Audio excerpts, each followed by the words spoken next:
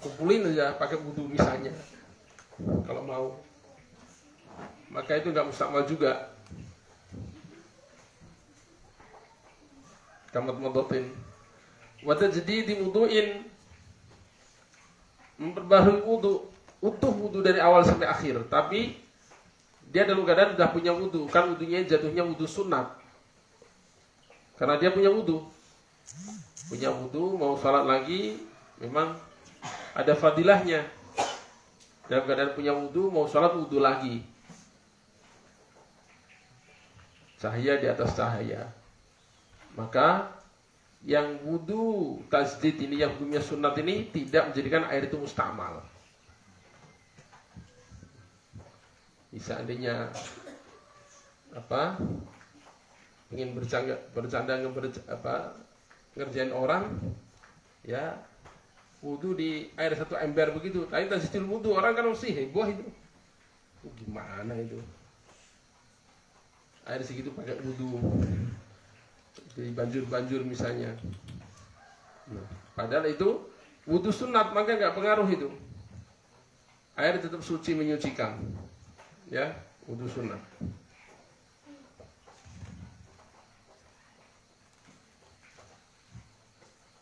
Wa ghuslin masnunin, dan juga dipakai untuk mandi sunat. Mandi yang sunat hukumnya, mandi Jumat kemarin itu.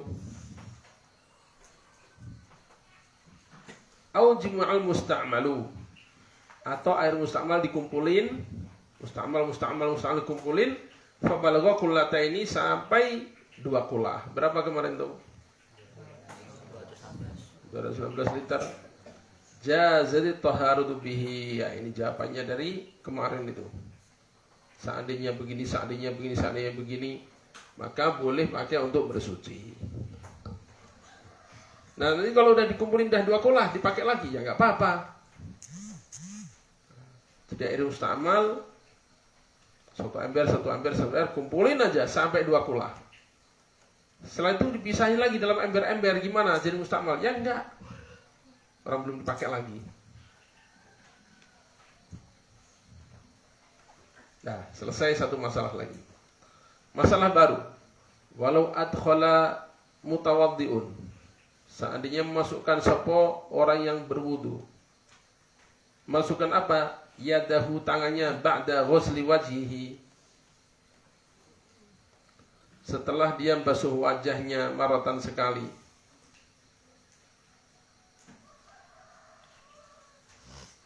Au junubun, atau orang yang janabat, memasukkan tangannya ba'dan niyati, setelah niat. Fi dunil qullataini, masukkan dalam air yang kurang dari 2 kulah, dalam bak mandi, dalam ember begitu, tangan langsung masukin aja, nggak ada gayung. Faghtarafa, maka dia menggayung air dengan tangannya tadi.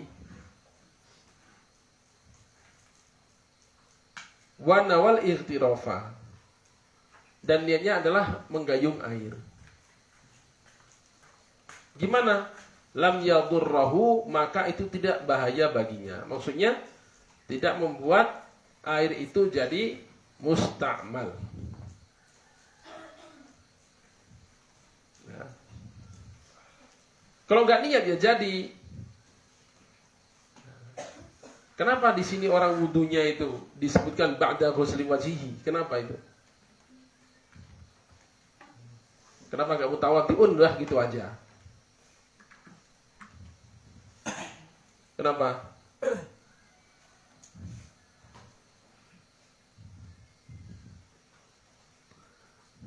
Sebab kalau enggak ba'da ghusli wajhihi, tapi ba'da ghusli yadi misalnya, ya maka itu enggak ada ihtimal, enggak ada kemungkinan itu membasuh tangan, tapi pasti itu mengambil air dengan tangan atau menggayung air. Tapi kalau dia masukkan tangan ke dalam air yang kurang dari 2 kulahnya setelah basuh wajah, maka ada 2 kemungkinan di situ. Niatnya memang membasuh tangannya dalam air di ember itu, atau niatnya mengambil air dengan telapak tangannya, maka dikembalikan pada niatnya. Kalau niatnya ngambil air, walaupun tangannya yang belum dibasuh dalam wudhu ini, itu masuk dalam air tersebut, tapi belum dia niatkan untuk membasuh tangan, maka masuknya tangannya ke dalam air tidak menjadikan air itu musta'mal, karena niatnya mengambil air. Lain lagi kalau dia nggak niat mengambil air, tapi memasukkan tangannya, niatnya ya untuk menyempurnakan wudhu, ya jadi musta'mal, orang airnya kurang dari 2 kula. Itu bisa dimengerti nggak? Jangan ngerti-ngerti habis itu bingung. Dah selesai nih. Jadi kalau nggak ada gayung, bukan berarti nggak bisa wudhu karena khawatir musta'mal. Enggak, tinggal menentukan niatnya waktu masukkan tangan dalam air tadi. Niat mengambil air, bukan atau belum niat membasuh anggota wudhu. Jadi mau basuh tangan ini, gimana nggak ada gayung? Ambil aja airnya dari dalam bak tadi, pakai telapak tangan diangkat, baru kemudian dialirkan, disapukan, diratakan. Baru begitu. Masalah lain, walawin ghamasa, seandainya berendam, sopo junubani, 2 orang yang sedang hadas besar, 2 orang junub, fa'aktsara, atau lebih banyak lagi, 3 orang, 4 orang, 5 orang, berendam daf'atan, sekaligus,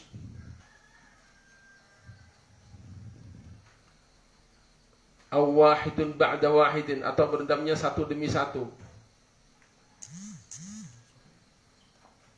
fi kullataini, berendamnya dalam air yang sampai 2 kulah. Maka gimana? Irtafa'at janabatuhum, maka hilanglah hadas besar mereka. Jadi itu mandinya jadi.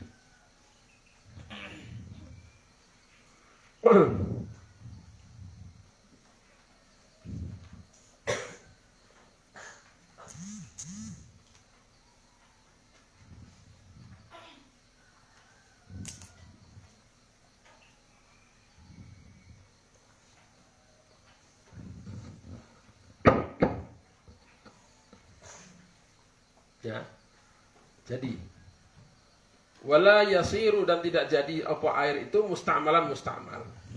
Nah, dengerin ya, air 2 kulah, misalnya inilah bak ini kan ratusan liter itu, mau mandi pakai gayung, khawatir air nggak cukup, tapi ini pada junub semua ini. Maka gimana penyelesaiannya? Yaudah, yang najis kotoran dibersihkan dulu, nyemplung aja di situ, masuk ke situ, berendam, niat mandi menghilangkan hadas janabah. Dah gitu keluar, nggak musta'mal karena lebih dari 2 kulah. Ya, masuk lagi, atau bareng-bareng, dah 5 orang masuk aja dulu. Kan yang penting itu basah ke seluruh tubuh, selesai dengan niat mandi janabat, maka selesai. Nah, sekarang kalau airnya kurang dari 2 kulah, ini dalam toron gitu misalnya, kurang dari 2 kulah, lalu dia nyemplung gitu, lalu dia nyembur ke situ, kemudian dia niat mandi janabat, dia berendam, niat mandi janabat, gimana? Sah nggak mandinya ini? Sah nggak?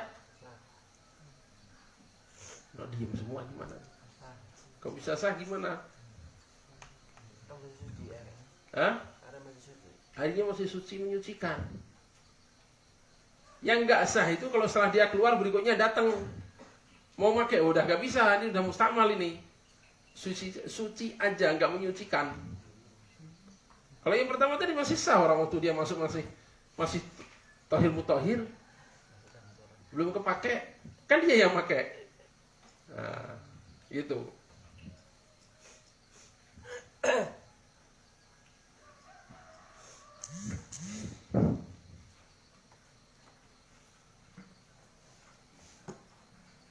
Nah, masalahnya sekarang, air kurang dari 2 kula, mau pakai gayung nggak ada. Yang mau mandi junub 2 orang, gimana caranya? Air kurang dari 2 kula.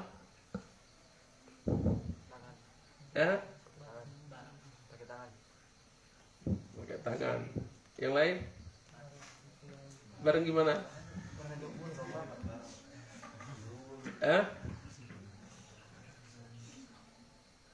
Ada 2 tadi caranya.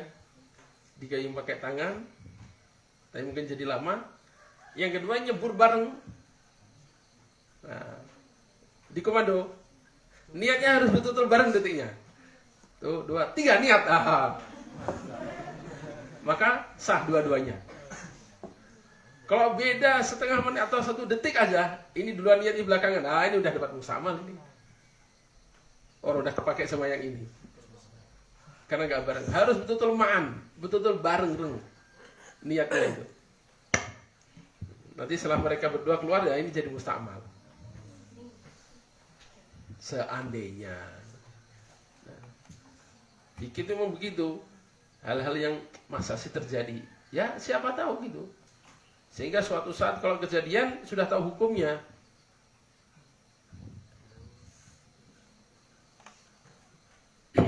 Walaupun latani khamsumi'ati ritlin Baghdadiyah. 2 kullah adalah 500 kati. Ritl itu artinya kati. Baghdadiyah, yang kati Baghdad, takriban kira-kira. Makanya seperti kemarin tuh kami sampaikan bukan takyidan ya. Takriban kira-kira segitulah, kurang lebih kira-kira segitu.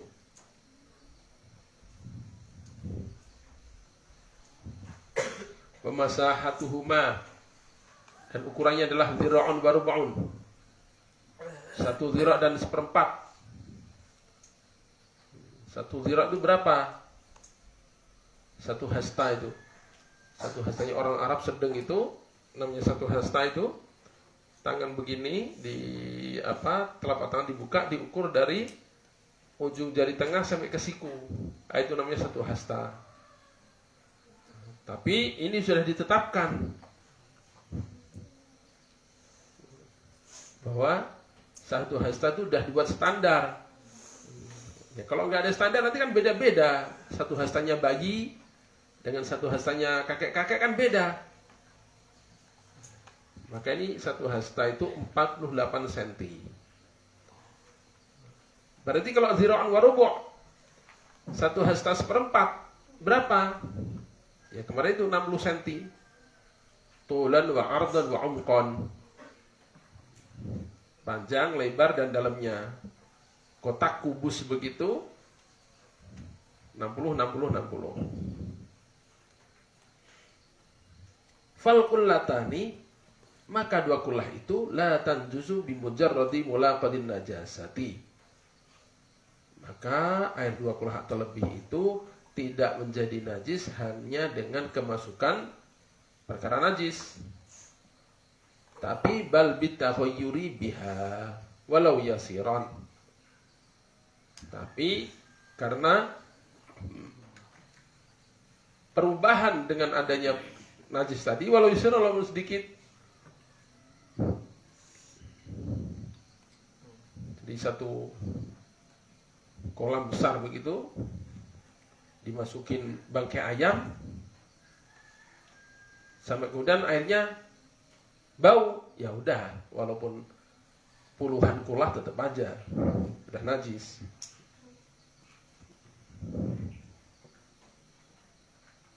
Walaupun sedikit perubahannya. Dah selesai. Tsumma inzalat taghayyuru binafsihi. Kalau air lebih dari 2 kulah tadi, kemudian hilang perubahannya, balik jadi air biasa lagi. Kenapa? Ya bangkainya udah habis dimakan ikan dan sebagainya. Jadi apa-apa kan dibiarin aja. Sampai akhirnya air itu normal lagi. Contoh tadi. Au bimain. Atau airnya itu 2 kulah lebih, ditambahin lagi puluhan kulah, sehingga perubahan lagi udah nggak nampak itu. Perubahan nggak nampak lagi. Maka gimana? Tohuro, maka menjadi suci. Bukan air najis lagi. Kalau berubah sendiri, maksudnya nggak diapa-apain, atau ditambah air sampai hilang perubahannya, maka tohuro, air itu menjadi suci lagi. Nah sekarang kalau masalah lain, au binahwi miskin, atau dikasih za'faron, dikasih kasturi, kok za'faron, kasih kasturi sehingga bau bangkainya kalah dengan kasturi. Ya. Au bi khallin, atau dikasih cuka. Dikasih cuka sehingga dengan cuka itu jadi bersih. Jadi bersih dan rasanya kalau dicicipin nggak ada lagi rasa-rasa bangkai ayam, misalnya begitu.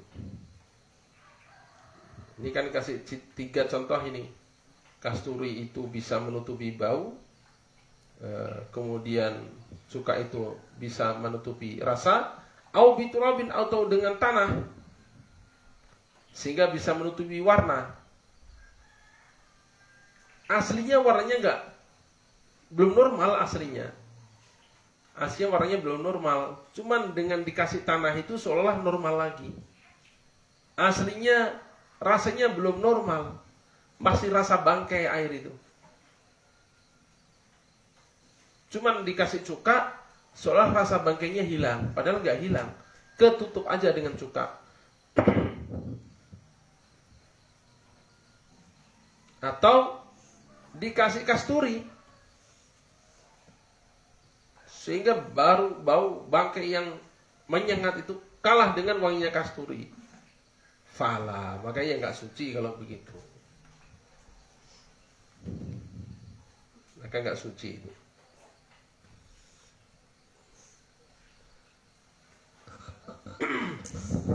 Nah, kalau dikasih sesuatu, tapi betul-betul menghilangkan filter, kemudian kasih campuran apa, betul-betul hilang beneran, ya, betul-betul hilang beneran, entah menguap, entah dirubah senyawanya atau gimana, akhirnya hilang aja beneran, ya nggak apa-apa, orang udah jadi air mutlak lagi.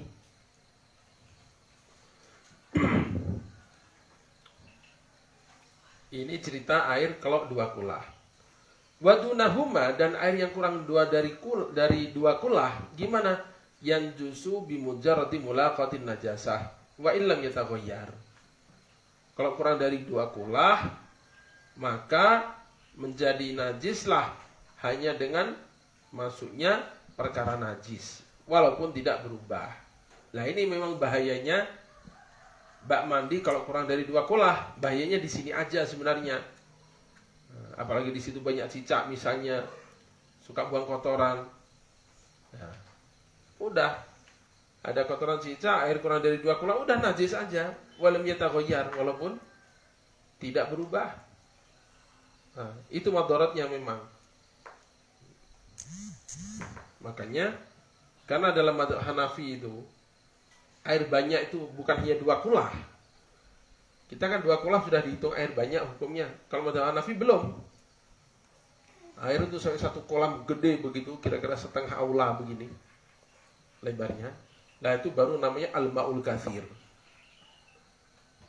Gambarannya kalau sini digerakkan, ombaknya nggak sampai ke sana, digerakkan ringan itu nggak sampai ke sana. Sehingga hanya masjid-masjid besar saja yang mereka pakai kolam wudunya. Karena memang harus besar banget memang. Kalau hanya 2 kulah masih al-ma'ul qalil bagi mereka. Nah, karena itulah mereka akhirnya pakai toren, pakai keran. Sehingga keran disebut Hanafiyah. Karena yang mengusahakan memang orang mazhab Hanafi. Kan dasarnya keran Hanafiyah. Mereka yang biasa pakai keran di mana-mana. Supaya air tetap suci menyucikan. Gitu.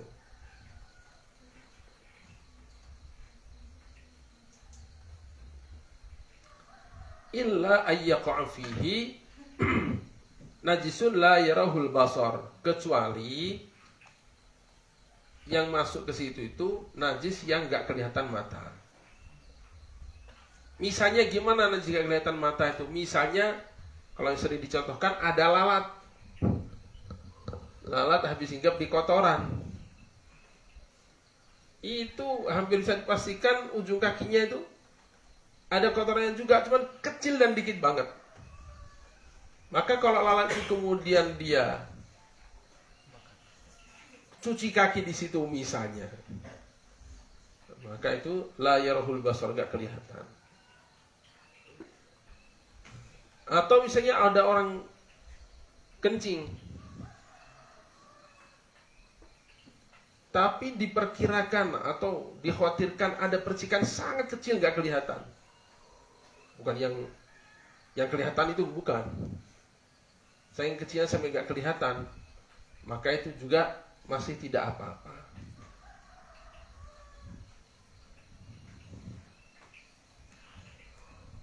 La yaduru itu ya.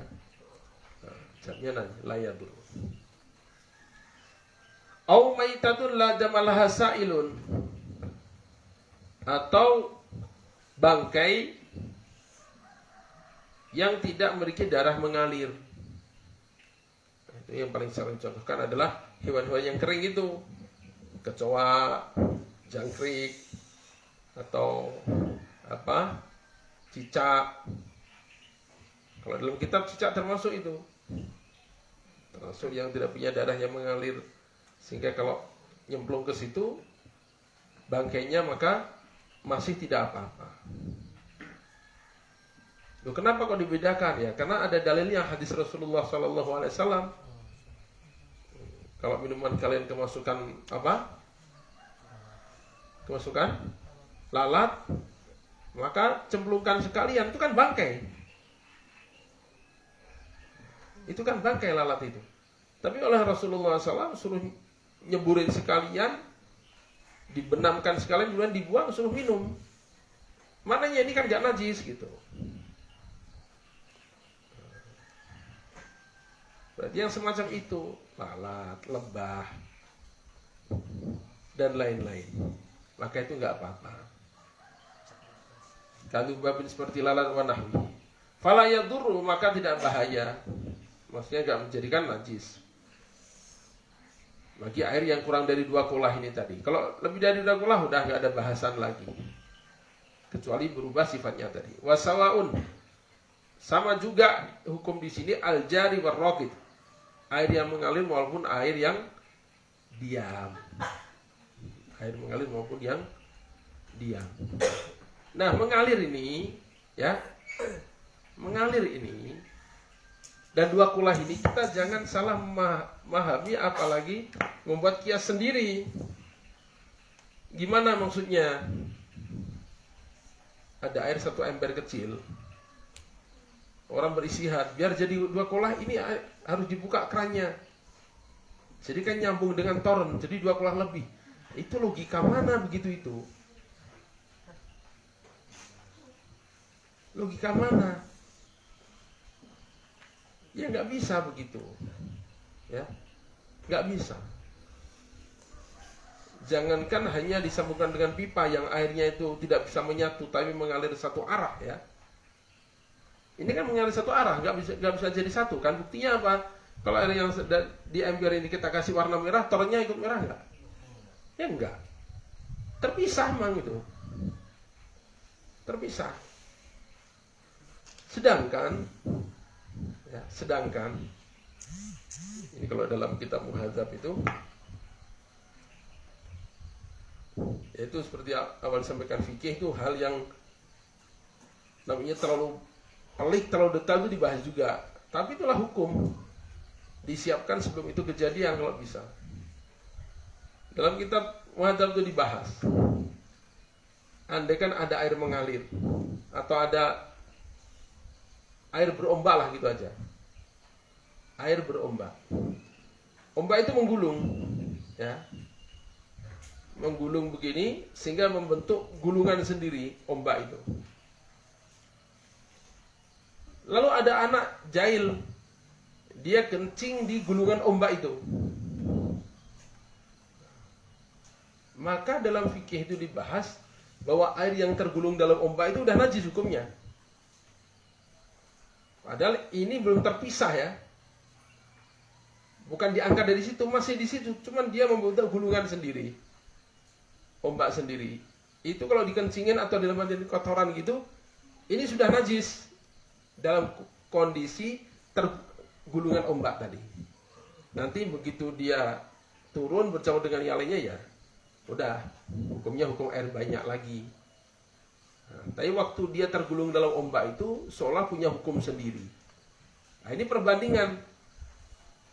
Yang tergulung dalam ombak, dalam air yang banyak itu tadi saja hukumnya bisa dianggap terpisah, apalagi ini ember dianggap hukumnya sama dengan yang ditoren. Itu logika mana gitu. Sangat gak masuk akal gitu. Tadi gambarannya embernya dikasih darah sekalipun gak akan nyampe darah itu ditoren. Beda, hanya ada alirannya begitu. Maka nggak bisa diakal-akalin begitu, nggak bisa. Sambil dibuka, sambil dialirin biar jadi dua kolah. Dari mana hukumnya itu?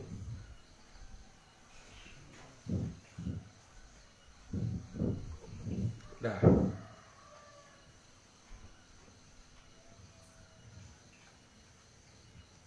sekarang kalau air mengalir,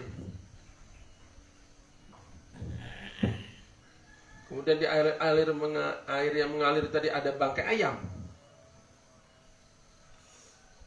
Airnya banyak mengalir, gimana? Ya.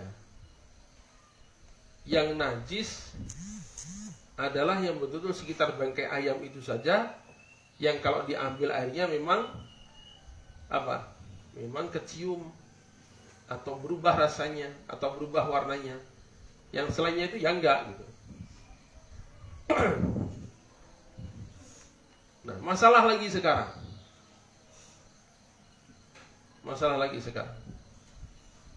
Kalau orang buang air di helikopter itu. Udah paham helikopter kemarin ya? Begitu barang dunia ini jatuh, langsung ada air muncrat ke atas. Kena ke pantatnya. Mungkin gak itu kejadian? Mungkin, orang saking gedenya barangnya yang jatuh itu.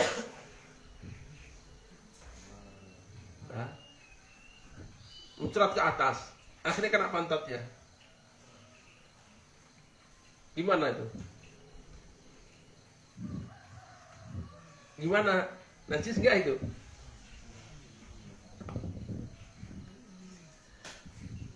Najis enggak? Najis enggak? Ini mungkin enggak kejadian?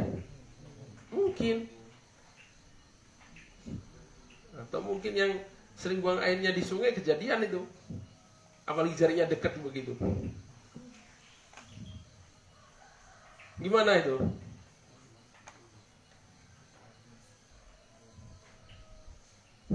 Pas barang yang dibuang itu kebuang, begitu jatuh ke air langsung ada air yang muncrat ke atas. Kenalah ke pantat orang yang buang air. Gimana itu? Najis enggak? Ya gitu aja. Najis enggak itu? Najis enggak? Bisa enggak gimana?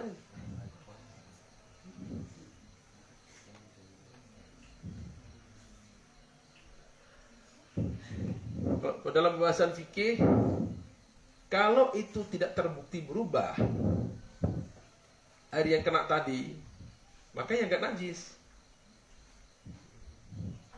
So, itu kan skemanya barang jatuh, ya, maka air sekitarnya itu yang naik. Nah, sekitarnya yang naik itu belum tentu dia sudah berubah warnanya, belum tentu.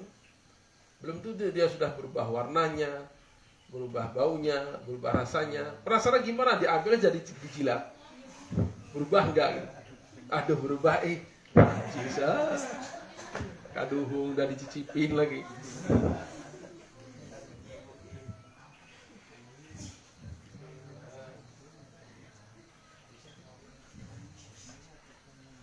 Fa'in kusira, apabila diperbanyak apa al-qalilun najisu, air sedikit yang najis tadi, fabalagha qullataini, maka sampai 2 kulah. 1 ember najis, 1 ember najis, 1 ember kumpulin sampai 2 kulah. Dengan catatan wala taghayyura, setelah dicek enggak ada perubahan. Karena najisnya dikit-dikit memang. Air kurang dari kulah cuma kecemburuan kotoran cicak. Sebenarnya nggak berubah, tapi berhubung kurang dari 2 kulah kan jadi najis. Berhubung kurang dari 2 kulah jadi najis. Nah, air yang najis tadi dikumpulin jadi 2 kulah, maka kalau dicek ternyata nggak ada perubahan, tahuro, maka suci.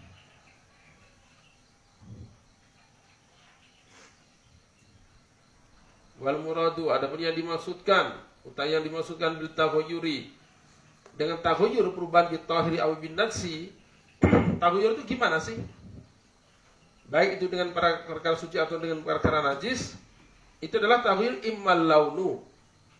Ada kalanya adalah perubahan warna, awit ta'mu atau rasa, awir rihu atau bau.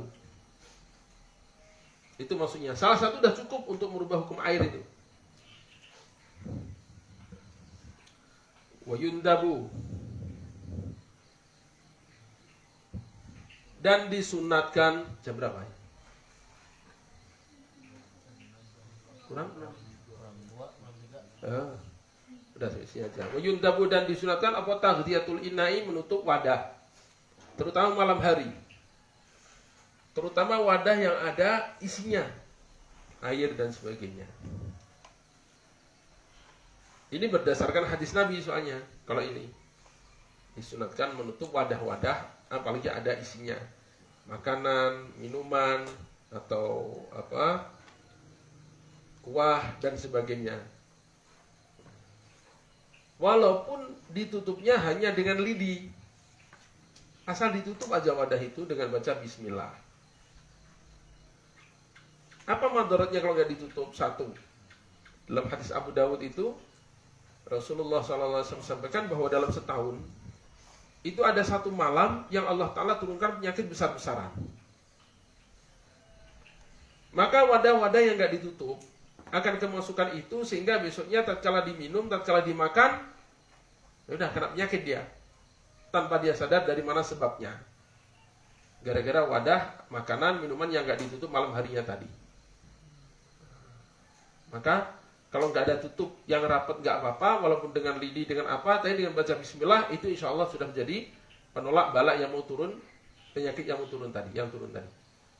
Itu sebab pertama. Sebab kedua, hikmah kedua, ada seorang kiai didatangi oleh orang yang punya masalah biasa. Saya tuh nggak ngerti kiai. Di rumah tuh perasaan nggak bisa rukun nih. Bertengkar aja isinya kami ini. Apa yang harus saya lakukan? Jadi kan susah sebenarnya jawab gini nih. Ya, kita nggak kenal, nggak tahu gimana keluarganya. Maka subhanallah, mungkin dengan tawajjuhnya pada Allah Ta'ala, Allah ilhamkan, beliau menjawab, Kamu coba usahakan tiap malam sebelum tidur periksa wadah-wadah yang berisi makanan minuman, kamu tutupin. Baca bismillah. Dah itu aja. Akhirnya dikerjain. Sebulan kemudian datang lagi orang ini. Alhamdulillah Pak Yai, Masya Allah. Berubah keluarga saya. Sekarang jadi tenang, tentram, rukun. Berterima kasihlah itu. Tapi saya heran, ini apa hubungannya gitu. Ini apa hubungannya antara petunjuk ini dengan yang saya rasakan.